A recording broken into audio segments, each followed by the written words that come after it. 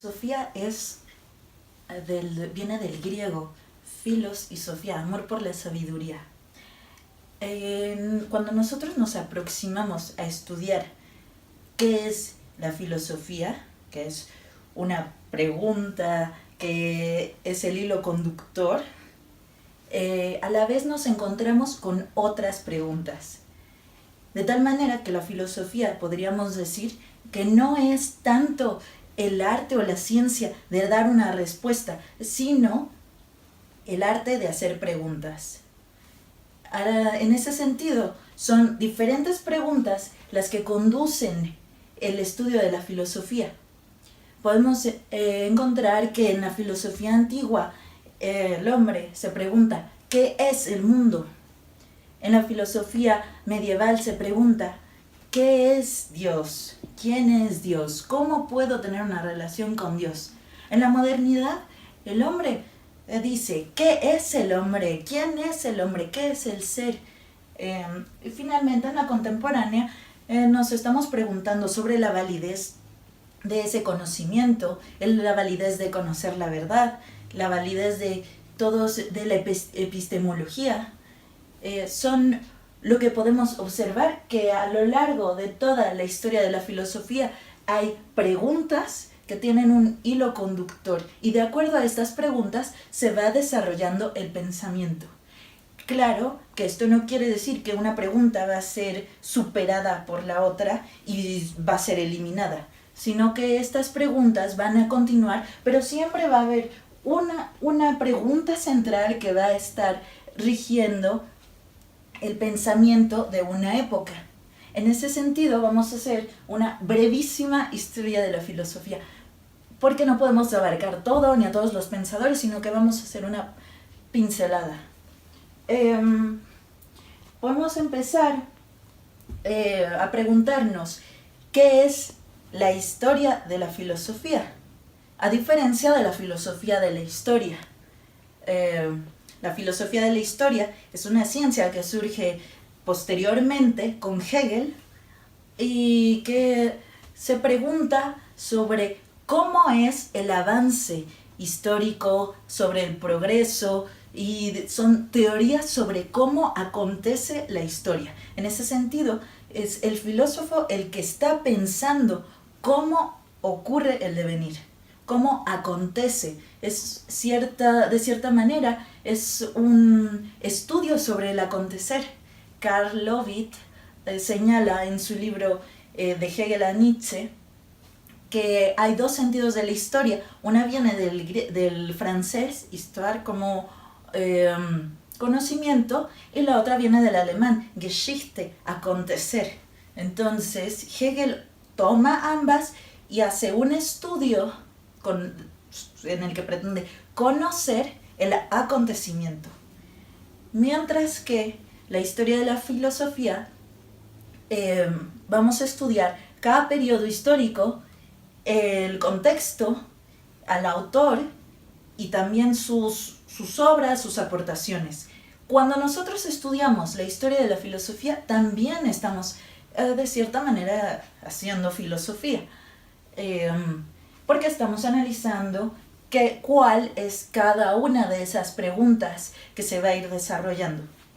En este sentido vamos a comenzar, vamos a hacer unas divisiones entre antigua, medieval, moderna y contemporánea.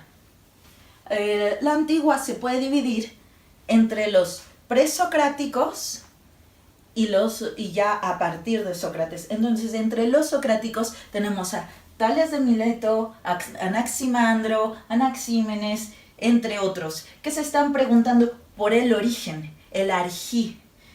Ellos comienzan con la pregunta, ¿qué es el mundo? ¿Qué es el universo? ¿Cómo es que se produce? Y algunos llegan a proponer el átomo como origen del universo, o que hay ciertos elementos, ya sea fuego, tierra, aire. De cierta manera, la filosofía ha estado en un inicio emparentada con la ciencia. Es hasta la época contemporánea, un poco moderna, en la que se empieza a separar. Después podemos encontrar a Parménides, que es el padre de la metafísica, con el poema del ser, en el que te dice, una cosa no puede ser y no ser. Aquellos que te dicen que una cosa puede ser y no ser, tienen dos cabezas, bicéfalos. Es por eso que él dice, o algo es o algo no es. Y con esto empieza el desarrollo de la metafísica. De tal manera que los presocráticos dan el primer paso entre el mito a logos. Primero encontramos que el hombre comienza a hacerse preguntas sobre su origen y comienza a mencionar a los dioses y hace mitos fundacionales, etcétera, etcétera.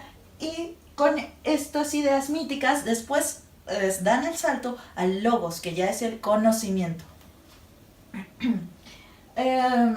Junto con Parménides, más o menos, en la misma época podemos encontrar otros filósofos como Pitágoras, que él es sobre todo matemático y tiene estas ideas que son un culto mistérico en el que solamente ciertos elegidos pueden acceder a ellas.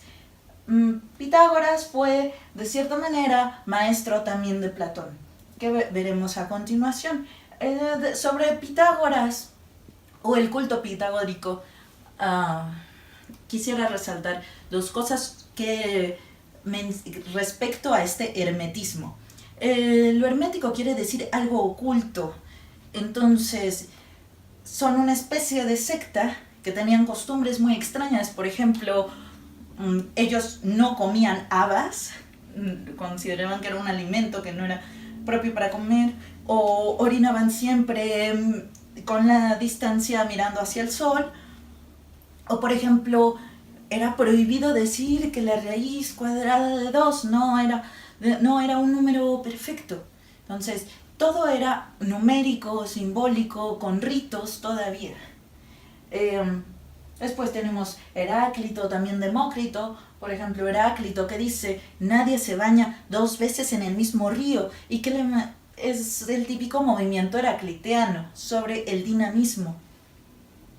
Y entonces encontramos el gran parteaguas de la filosofía antigua, los presocráticos a Sócrates.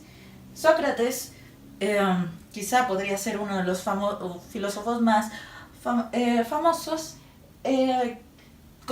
postula la mayéutica como un principio para conocer, un método para conocer, que se basa en las preguntas y respuestas, pero para yo tener una respuesta, voy haciendo cada vez más preguntas. De tal manera que llega a una conclusión que es el intelectualismo socrático, en el que concluye, yo solo sé que no sé nada.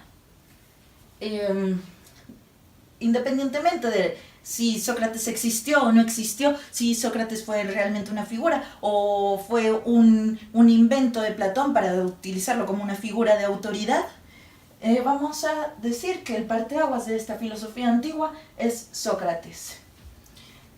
Como ya dije, Sócrates no escribió nada, absolutamente nada. Todo lo que sabemos que dice Sócrates, lo escribió Platón. Platón como discípulo de Sócrates y de Pitágoras. Él propone el mundo de las ideas, en el que nosotros vemos un reflejo de la realidad. El mito de la caverna lo explica cuando nos afirma que hay ciertos hombres que están encadenados en una cueva y están mirando sombras. Y ellos piensan que esa es la realidad, hasta que un día uno se libera de esas cadenas, sale y primero es un poco, se ciega un poco por la luz, esa luz de la verdad, del conocimiento, y después de esa primera ceguera se da cuenta que todo lo que había estado mirando en la cueva era solamente una sombra, una imagen, un reflejo de las cosas reales, y las cosas reales están fuera. Esta es la idea de Platón más representativa, al igual que la idea de que el cuerpo es la cárcel del alma. Si recordamos la pintura de la Escuela de Atenas de Rafael Sanzio, tenemos presente que el centro de la pintura son Platón y Aristóteles. Platón tiene la mano señalando hacia el cielo, o sea, al mundo de las ideas, mientras que Aristóteles tiene la mano como señalando alrededor, porque Aristóteles te dice, espérate, que no hay nada en la mente que no haya pasado antes por los sentidos. Entonces, Aristóteles, todos estos filósofos ya son como a partir del siglo V a.C., Aristóteles tiene una gran obra que va desde estudios físicos de la naturaleza, la física, estudios metafísica, o sea, lo que sucede debajo de esa física, lo que nosotros no podemos ver. Tiene tratados de lógica sobre los animales, sobre cómo trabajan los astros, etcétera, etcétera, etcétera. Aristóteles pudo investigar sobre muchísimas cosas al ser el preceptor de Alejandro Magno. Se cuenta que cuando él quería estudiar algún animal, él le decía a Alejandro, y algunos de los investigadores de Alejandro pues los mandaba, y luego ellos le llevaban información. Y así es como él escribe muchísimos tratados de animales. Aristóteles es muy famoso, ya sea dentro del ámbito de la biología, pero también es, de cierta manera, el gran filósofo. Tomás de Aquino le llama el filósofo y a Averroes le llama el comentador. Hay un pequeño chiste que dice que Aristóteles ya lo dijo todo, y si no está en algún libro es porque seguramente ese libro está perdido. Recordemos, de cierta manera, la novela del nombre de la rosa de Umberto Eco, en el que todo gira en torno a este libro sobre la risa de Aristóteles. De estos grandes filósofos surgen escuelas. Platón tiene la academia, Aristóteles tiene a los peripatéticos, que son los estudiantes que van caminando, y mientras caminan hacen filosofía.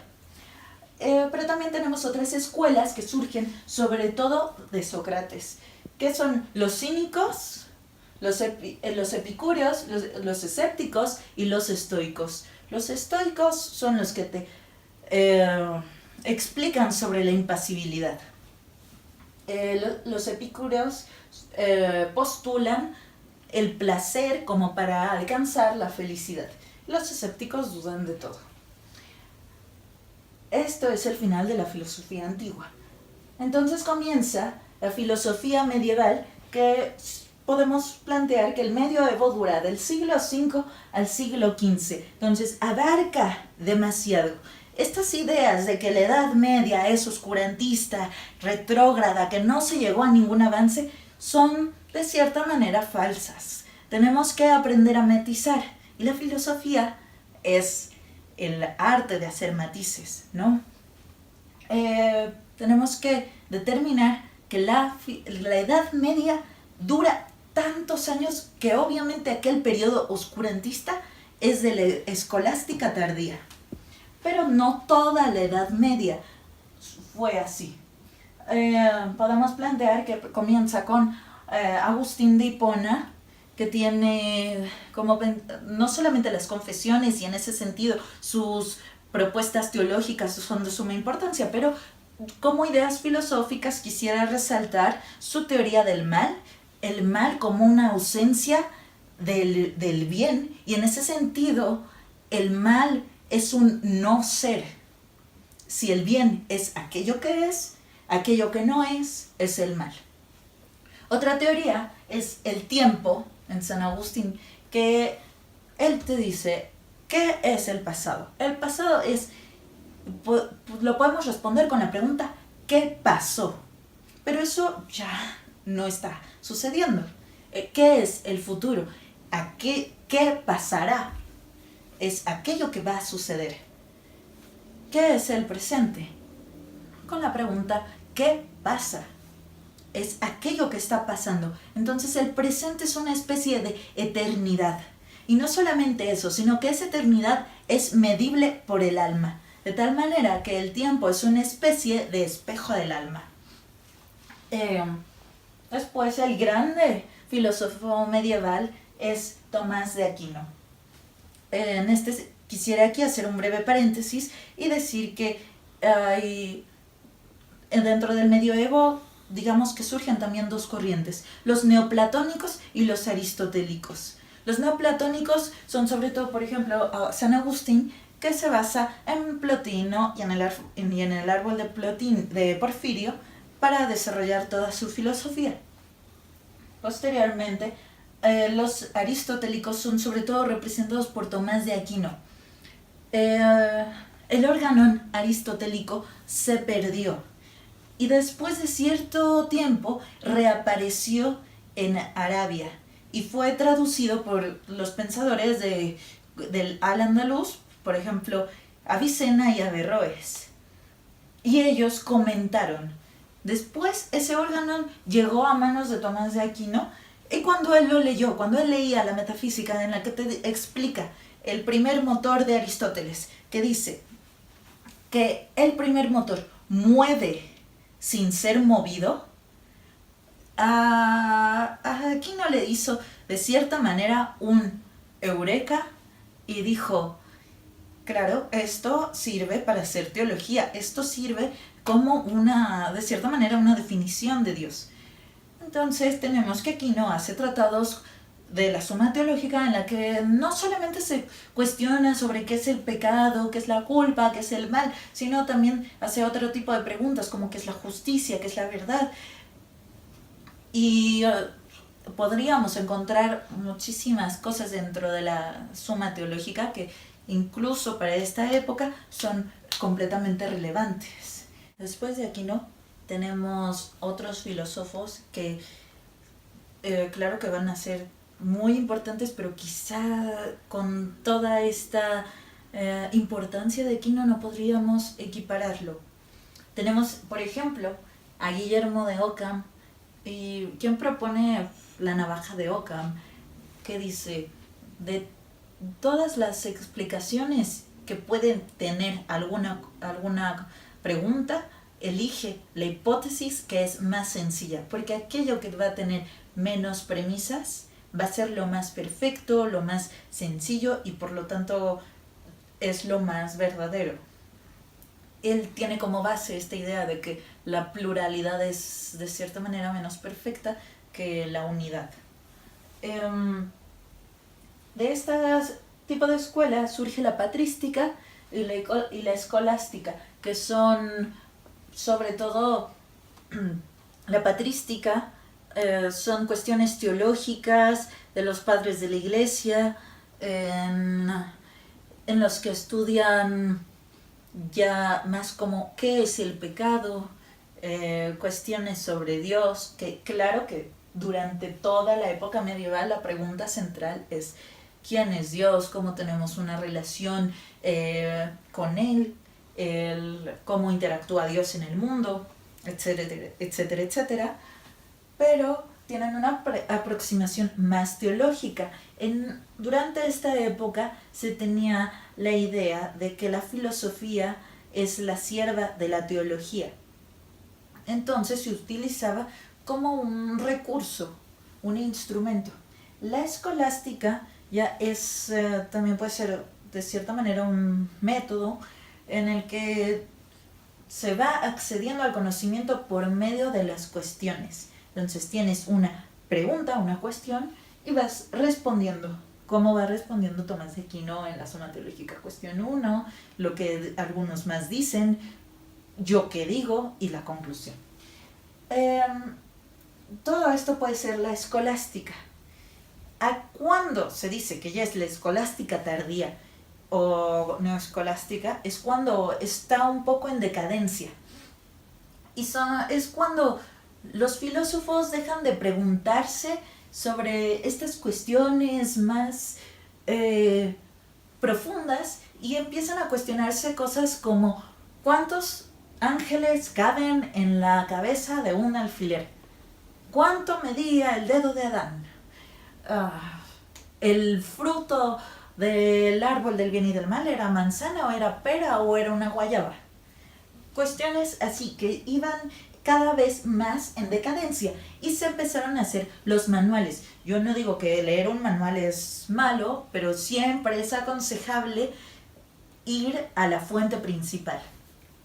Entonces tenemos manuales como el de Pedro Abelardo, que son de gran ayuda, pero también tenemos otros manuales que ya dan...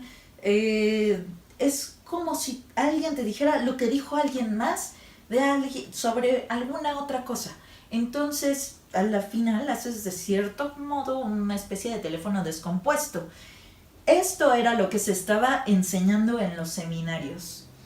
Entonces, no es de extrañar que autores como Descartes u otros critiquen esta enseñanza de seminarios y que digan, es que, ¿qué es esto? O que hagan una caricatura de cierto filósofo porque en realidad no lo están leyendo, sino que están leyendo lo que alguien más opina sobre la forma que leyó a ese filósofo. Pero es un periodo muy largo y en ese sentido, ese periodo final es lo que podemos llamar el periodo oscurantista. Después comienza el Renacimiento, que es una idea de volver a lo antiguo, a lo grecorromano. Por ejemplo, claro que en el medioevo la religión estaba inserta en todo, pero también el cuerpo se cubrió, a diferencia de la filosofía antigua, ¿no? Y en el Renacimiento, ¿qué vemos? Que de nuevo los pintores empiezan a estudiar el cuerpo, está Da Vinci, y comienzan a hacer pinturas de desnudos, estudiando la proporción. El cuerpo ya no es aquello que es prohibido, ¿no? El Renacimiento es como el florecimiento del humanismo y también con nuevas cuestiones políticas, con Maquiavelo y el libro del príncipe, entre otros. Y también ocurren dos cosas de suma importancia que van a revolucionar el mundo. La primera es la imprenta. Ya los monjes ya no van a tener que copiar los libros, sino que ya se van a imprimir los libros, las tipografías y todo esto. Y eso va a hacer que cada vez más gente tenga acceso al conocimiento. En este periodo también empieza a separarse un poco la ciencia de la filosofía y hacer un poco de crítica de la religión. Sin embargo, esto no quiere decir que se separa por completo. Y el segundo hecho muy importante es la Reforma. La Reforma de Lutero, que en este sentido quisiera hacer un paréntesis y decir que podemos encontrar 3 periodos de la Reforma. El primero es la separación de Lutero, que no es completamente radical. Se quiere separar sobre todo por una cuestión de impuestos que le conviene a los príncipes alemanes. La segunda es la de Calvino, que ya es un poco más radical, empieza a negar a María como la Madre de Dios y las imágenes. Y también ambas tienen esta idea de que la gracia también se puede visualizar de cierta manera en lo material. Es como esta frase coloquial que dice a Dios rogando y con el mazo dando. Mientras que critican que los países católicos son más pasivos y quieren esperar y técnicamente solamente ruegan. De hecho, con base en esto, posteriormente van a surgir libros como Weber con el libro de la ética protestante, en el que analiza estas cuestiones y en el que cómo también hay países protestantes que son más ricos que los países católicos. Y la tercera reforma es una que es extremista y que es la que llegó a América y que cada vez se va haciendo más sectaria, niega completamente todas las imágenes, niega cada vez más cosas y se les va añadiendo más y más y más. De la reforma surge, por supuesto, la contrarreforma, sobre todo por los jesuitas, en los que ellos dicen, ¿qué vamos a hacer para contrarrestar esto?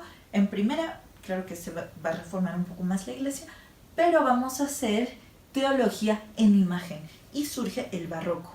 Todas estas catedrales, iglesias que están retacadas y que todo tienen imágenes y imágenes muy cargadas y que no va a haber ni un solo punto vacío, porque el vacío lo van a interpretar como la ausencia de Dios, ¿no?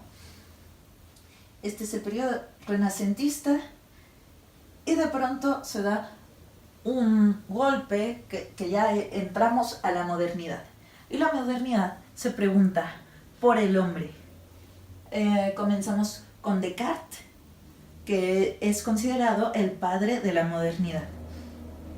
Y tiene el Tratado del Método en el que comienza dudando de todo. Pero no es un dudar por dudar de, ay, voy a dudar nada más porque sí, de que mañana sale el sol o mañana no sale el sol. No, es un dudar metódico en el que comienza, bueno, yo no tengo ninguna certeza de nada, pero va analizando y de pronto llega a la conclusión de yo soy una cosa que piensa, soy una cosa que siente. Cogito ergo sum, pienso, luego existo. Si yo pienso, entonces estoy existiendo. Y después dice, claro, pero necesito ahora un garante de la verdad. ¿Y qué va a ser ese garante si puede ser que hay un genio maligno fuera de mí que me está engañando? Ese garante de la verdad, él dice que es Dios. Entonces, ¿por qué tenemos esta idea de que la modernidad descarta completamente a Dios? Quizá algunas lecturas, aunque la primera cosa que hizo Descartes cuando terminó aquel libro fue ir al santuario de Loreto a agradecer.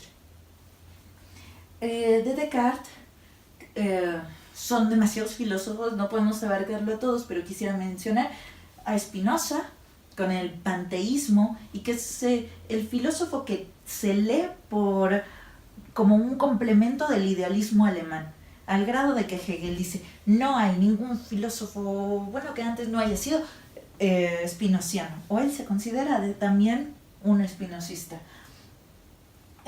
Spinoza postula el panteísmo, es judío, fue excomulgado del judaísmo. De hecho, es muy curioso, pero en todas las edades anteriores el filósofo estaba también implicado de cierta manera con el gobierno, lo escuchaban, tenía mecenas, pero ya a partir de esta época el filósofo, como que, salvo algunas excepciones, también no va a tener comienza a relegarse su papel. Por ejemplo, Spinoza tenía un pequeño puesto donde arreglaba anteojos. Entonces no es que fuera filósofo de profesión, sino que se dedicaba a otra cosa para mantenerse. Después tenemos a Leibniz, que también es matemático y filósofo. Tiene como dentro de la matemática es conocido por el cálculo infinitesimal, que también lo disputan un poco entre quién lo dijo primero, si Leibniz o Newton. Y con respecto a la filosofía tenemos sus ideas de la mónada. Tenemos a Hume como un empirista, en el que ya todo el conocimiento va a ser por los sentidos. Y después llegamos al gran idealismo alemán, que podríamos decir que comienza un poco con Kant, y es de Kant a Hegel, y pasa por filósofos como Fichte, Schelling, que en esta ocasión no da tiempo de mencionar.